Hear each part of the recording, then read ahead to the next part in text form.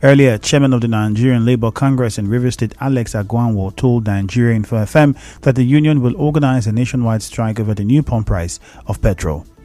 In the meantime, the Rivers State Chairman of the Petroleum Products Retail Outlets Owners Association of Nigeria, Petran, Francis Dinkpa, says Nigerians should prepare for more increase in petrol prices if the government continues to depend on the exchange rate and the price of crude oil at the international market. Mr. Dinkpa said this in an interview. We have analyzed the market force. So we cannot use the market forces, foreign market forces, to determine the price of product in Nigeria. And government is coming with this kind of excuse again, saying also about market forces determining the price. For us, it's not acceptable. They cannot buy a refined product and bring it at a higher rate and sell at a lower rate because there is no more subsidy.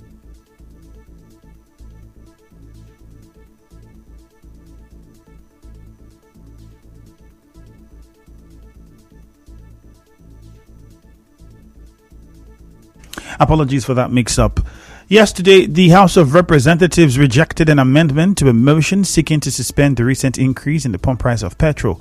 The lawmakers voted against the amendment after Deputy Speaker Benjamin Kaluwu presided over plenary questioned if it was in the place of the House to take such a position since the pump prices are controlled by market forces. The House, however, resolved to carry out an investigation into the increase in petrol pump prices. Still on this, the PDP has described the recent hike in the pump price of petrol as extortion. PDP spokesman Debo Ologunagba said this in a statement. The meeting of the National Economic Council will be held at the Presidential Villa in Abuja today. The meeting, which will begin at 10 a.m., will be held at the council chambers of the Presidential Villa in Abuja and will be chaired by Vice President Kashim Shettima. President Bola Tinubu inaugurated the council on June 15 with the goal of reviving and sustaining the country's economy. In another development, the army says it intercepted and impounded a container truck conveying 80 drums of illegally refined oil products in Auda East local government area of Rivers State. The commander of the 6th Division Garrison, Sector 3, Operation Delta Safe, Brigadier General Eddie Efong, made this known while briefing newsmen at the command. Brigadier General Efong said the current market value of the seized product of 16,000 litres is about 14.4 million naira. He said the suspects ran away. Container trucks are known to carry goods and not petroleum products. Moving on, some concerned citizens of Kalabari Kingdom in Rivers State have disagreed with Governor Siminalayi Fubara that there is proliferation of illegal firearms in Degama local government area. As you may know, Governor Siminalayi Fubara, while playing host to the General Officer commanding GOC 6th Division Nigerian Army, Major General Jamal Abdul Salam, at the Government House, urged him to clamp down on civilians operating firearmed camps in some communities in the state. Evans Edward, who spoke on behalf of the group, said it is regrettable that the governor is condemning the efforts of members of the Amama Apapa Volunteer Force in restoring peace along the Emoha Kalabari Road. Since the appearance of Amama and Apapa Volunteer Force on the Imo Kalabari Road, the incessant killing, armed robbery, and unnecessary harassment of innocent citizens has been totally put to stop. This is a selfless effort put together by a Kalabari son, Alhaji Mujahid Asare Dokubo, without receiving penny from the government of the day. Instead of the government in the state to encourage this security apparatus put in place to secure life and property, the government of Rivers State had choose to cause anarchy in the state by shattering the good relationship the armed forces and the Amama Apapa Volunteer Force had for long. Mr. Edward also called on Governor Siminalayi Fubara to concentrate on governance and avoid playing politics with security matters. To us, the governor is playing the gallery of his political masters to cause chaos in the aforementioned area and to pull out the security outfit on the road in order for kidnapping, killings, and robbery to resume. Since the Imowa Kalabari Road construction is gradually getting to the Kalabari axis, they wanted kidnapping to resume so as an excuse to abandon the Kalabari area of the road. We will advise that the governor should concentrate in governance rather than playing politics with the lives and properties of the citizens of the country. Meanwhile, Governor Fubara has assured the commitment of his administration to provide better standards of living and quality education in the state. Speaking as a guest at the graduation ceremony of a private school in Port Harcourt, the governor said the best legacy to bequeath to younger generation is investment in education. A group of the Port Harcourt Barons Club are congratulating Governor Fubara for his victory at the governorship polls and subsequent swearing-in as governor of the state. In a statement signed by the president of the association, Emmanuel Atuzie, and the general secretary, Chief Friday Owonda, the group expressed confidence in the ability of the governor to take the state to greater heights. The statement thanked Governor Fubara for appointing 2 members of the club, Chinedu Umom and Charles Amadi, into his cabinet, describing the appointments as one based on merit and hard work. The Port Harcourt Barons Club, which said it is dedicated to fostering leadership, professional growth and community development, also promised to work with the Rivers State government and support the administration in every way. An environmental manager in Rivers State, Christian Otiahasa, has urged the Rivers State government to conduct an environmental impact assessment before starting the construction of the Port Harcourt Ring Road. Dr. Otiahasa gave this advice in an interview with correspondent Soibi Uruwari.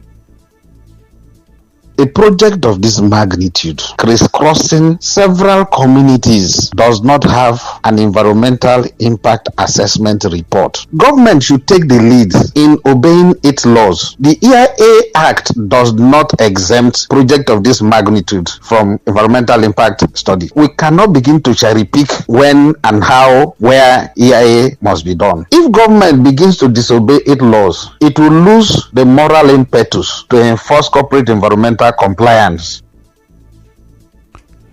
Mr. Otiasa also spoke on the need to engage communities that will be affected by the construction of the Port Harcourt Ring Road. Here, we are threatening that if communities, youths, traditional rulers raise any issue concerning this project, they will be dealt with state coercive forces. That is not fair enough. I will tell you, in Sena Climes, they have gone beyond using EIA as the only project advisory. They have now included ecosystem services studies in addition to EIA as advisory, and here, even as close as South Africa, they are doing that. In the meantime, the president of the Movement for Development of Oyigbo Ethnic Nationality, Victor Okpute, wants part of Oyigbo to be included in the design of the Port Harcourt Ring Road. He says it will tackle flooding in the area. Include Oyigbo LGA in the Port Harcourt Ring Road project, because it will be unfair for anyone to suggest that Oyigbo local government should not be added to the Port Harcourt City Ring Road project that Rivers State government is embarking on. Oyigbo LGA is part of Greater Port Harcourt City Development Authority area and has contributed huge quota for the economic gains of Rivers State and Nigeria at large. Still to come. Traditional ruler in Kana, Rivers State, faces 25 criminal charges. Stay tuned.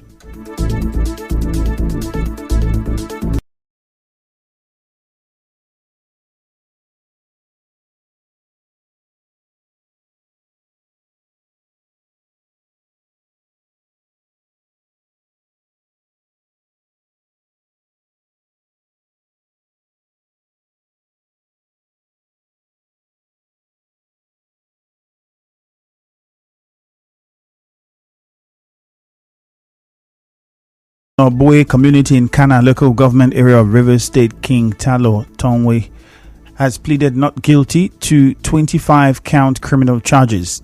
He took his plea along with 3 others. King Tongwe is on bail on held grounds, while 3 others are in Port Harcourt Correctional Center. Some others involved in the matter are still at large. They are accused of sponsoring, killing, kidnapping for ransom, and operating as members of a cultist group in Konoboe community between 2019 to 2021. The trial judge, Justice Els Thompson, after listening to the charges and plea, adjourned the case to tomorrow for start of trial.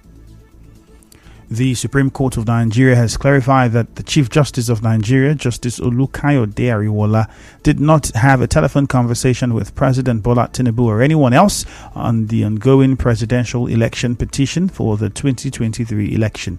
In a statement by its Director of Press and Information, Akande Festus, the Supreme Court said Justice Ariwola did not speak with the President or the Director General of the DSS to pressurize the tribunal on the likely judgment to give in respect of the petitions. The Anambra State student who admitted to tampering with her 2023 Unified Tertiary Matriculation Examination score, Emesoma Ejikeme, has apologized to the examination body over her action. The 19-year-old, who appeared before an ad hoc committee of the House of Representatives probing the alleged forgery of results on Wednesday, pleaded for leniency for the ban slammed on her to be lifted. She said she has never been involved in exam malpractice in her life. In other news, the founder and director of Starlet's Academy, Kudo Erezia Eke, says he and the Starlet's family are delighted and encouraged after the school was announced as the winner of this year's West African Quality Education Awards in the value-based education category. A statement by the school said it followed a rigorous, detailed, and robust assessment of applicable educational indices by the Award General Committee, headed by Professor Stanley Ohehe. Dr. Erezia Eke said he is grateful that the school's insistence on value-based education, in spite of the corrosion of ethics and character in society, is paying off. He said Starlet's Academy is driven by the 4 core values of respect, integrity, passion, and excellence, with the motto, character first. Dr. Erezia Eke also said Starlet's Academy is dedicating the award to the school management and staff for imbibing the culture of leadership and teaching by example. The statement recalled that Starlet's Academy is one of the few schools without exam malpractice, bullying, or cultism. Former Commissioner for Information and Communication in Rivers State, Paulinus Inserim, has unveiled an organization called the Gratia Center for Media Rights and Education for Journalists in Nigeria. Speaking during a press conference held at the NUJ Press Center in Port Harcourt, the former commissioner said the organization is geared towards educating and training media practitioners to uphold their rights, provide a basis for research, and promote high ethical standards needed to excel in the profession. This vision is built on a very solid foundation, and what we want to do is to fill a gap. A lot of journalists don't know their rights. A lot of journalists in this country don't even know about ethical issues. We shall be doing researches, workshops, seminars. We will re-engineer media practice from the wealth of experience. Really want to see and contribute to the practice of journalism in Nigeria. All those who work in the media should join hands with the Gratia team.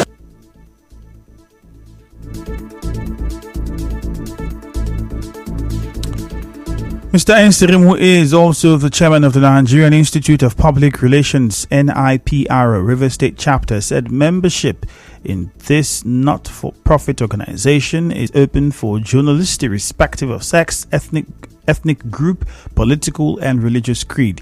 He also said forms would be open to individuals with relevant journalism qualifications and experience. Commending the initiative, the chairman of the NUJ in River State, Stanley Job Stanley, urged newsmen to embrace the idea to further help them set the bar for objectivity and fairness in media practice. I want to believe that this center will bring more education on these areas, and the members of the media or the journalists will know more of their rights. And I want to commend there has been a great center. When it was a PAMSET, there was a program he created which has to do with our state, and now he's bringing this one. I think it's worthy of support. We should give it the support that he requests. Our correspondent reports that the Gratia Center will organize the free workshop themed post-2023 media agenda roadmap, conceptualization and opinionization on the 26th of July at the Goshen Event Center, and certificates awarded to the participants. And now we bring you news from around the world.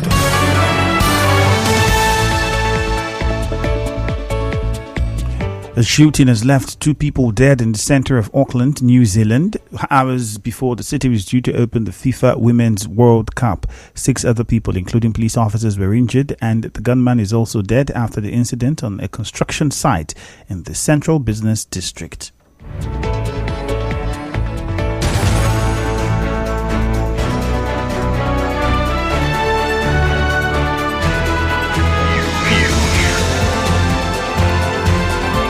This is the news on 92.3 Nigeria Info. On the news this morning, you heard more Port Harcourt residents are resorting to trekking as transport fares increase following new rise in petrol price.